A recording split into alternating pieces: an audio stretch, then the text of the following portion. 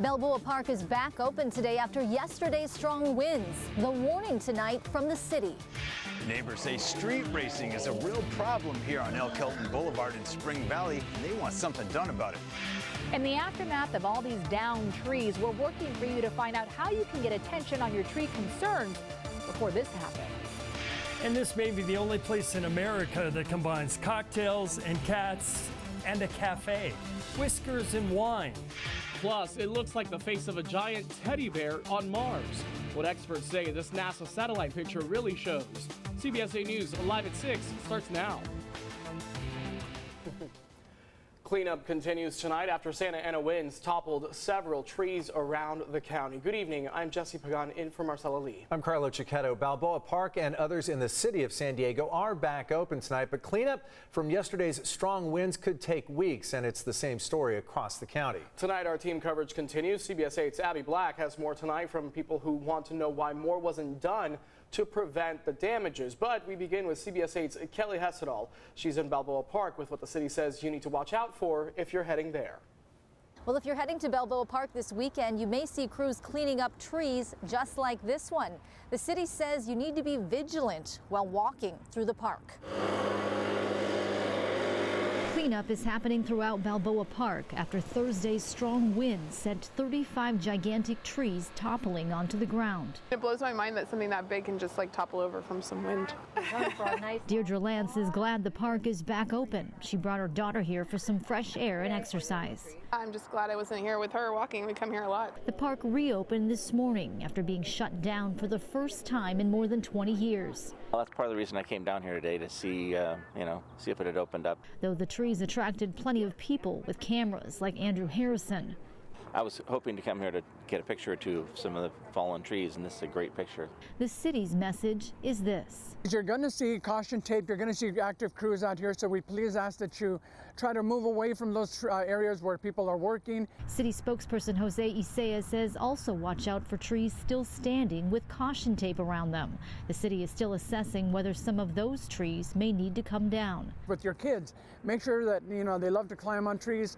Maybe not so much for the next few days, few weeks until everything gets settled, the ground dries up a little, and we've got everything cleaned up and stabilized in the park. And he warns you should also be careful at other parks with large trees. Both Presidio Park and Pioneer Park have massive trees down too.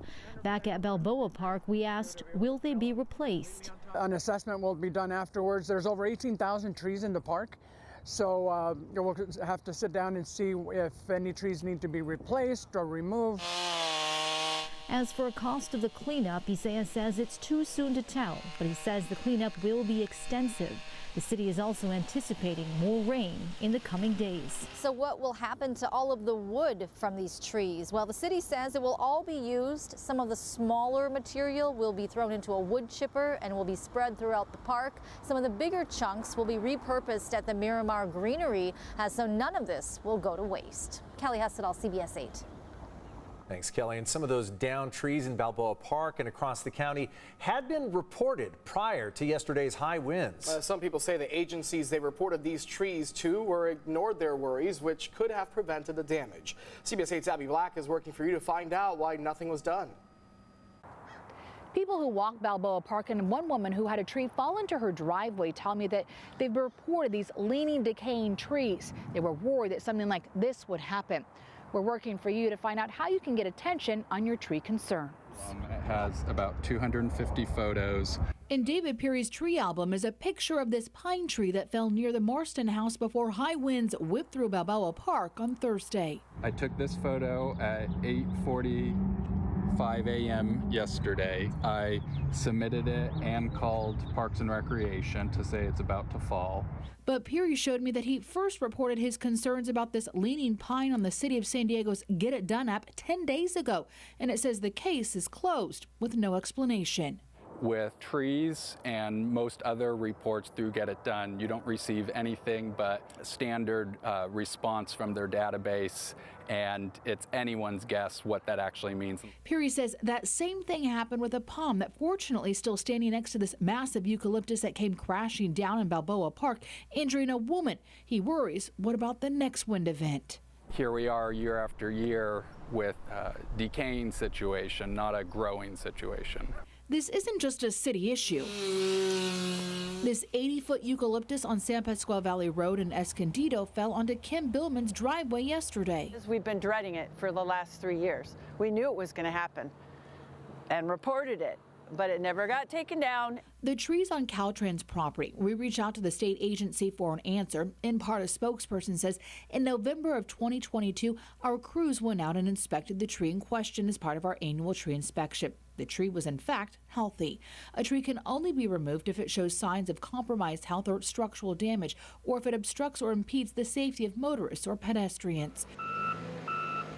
We're working for you on how to get attention to your tree concerns for those on Caltrans and city properties.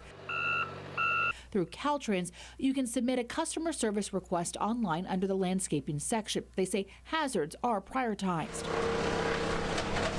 Peary just hopes that the aftermath from Thursday's Santa Ana's will put the city on alert. It only takes one branch to cause an accident, and that's one too many. At Balboa Park, I'm Abby Black, CBS 8. You heard from Caltrans in Abby's story. She also reached out to the city of San Diego starting at 9:45 this morning. We went back and forth 5 times today via email and text and still got no response. We'll keep working for you on this story and keep you updated. Owners of a hotel in downtown San Diego have to pay the city more than $300,000 because of code violations. Last summer, the city of San Diego paid to relocate the 66 people living at the C Street Hotel. The 6-story building was found to be unsafe due to fire hazards, mold, rodents, dilapidated stairs, and more. The city attorney's office says the hotel has had 18 code enforcement cases in recent years and that police have responded there more than 220 times since 2019 because of, quote, criminal and nuisance activity. Neighbors along a Spring Valley street say speeding cars like that one and street racing are turning their neighborhood dangerous. They reached out to us and we got to work. CBS 8's Brian White went to the neighborhood to try and find a solution. Neighbors around here say that not only do cars travel too fast here on El Kelton Boulevard during the day, but come nighttime, street racing is a real problem.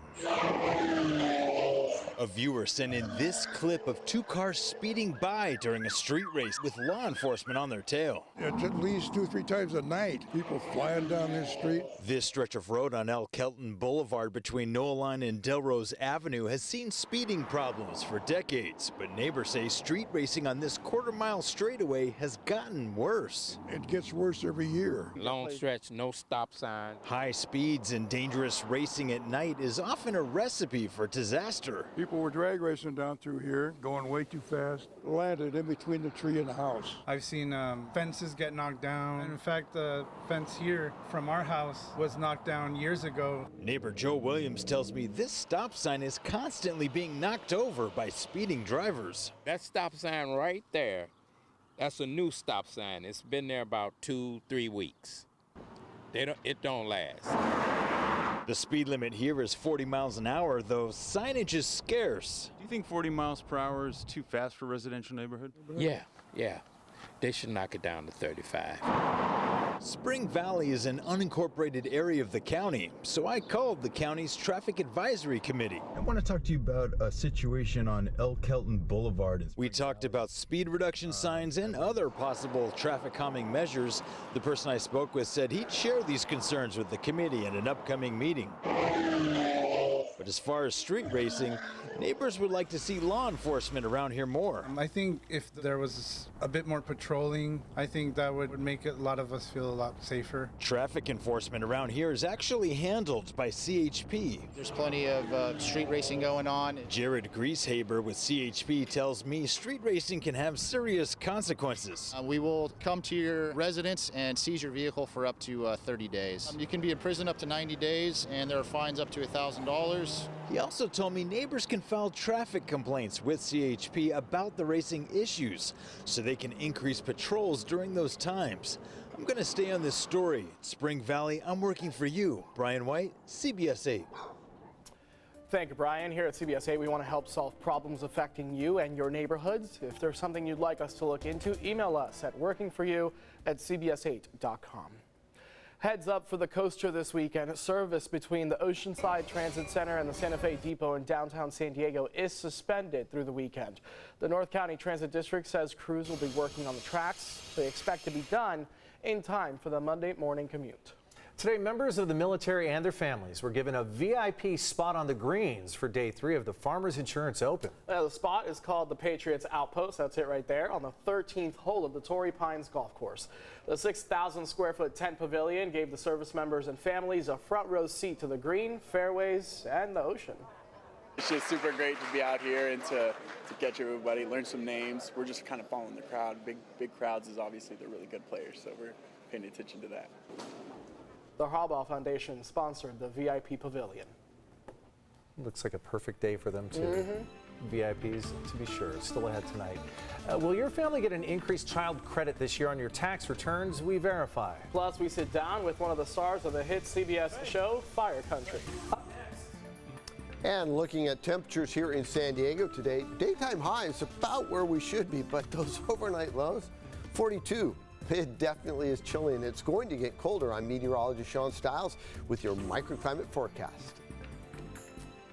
Then why civil rights groups want to put a stop to Care Court before it gets started.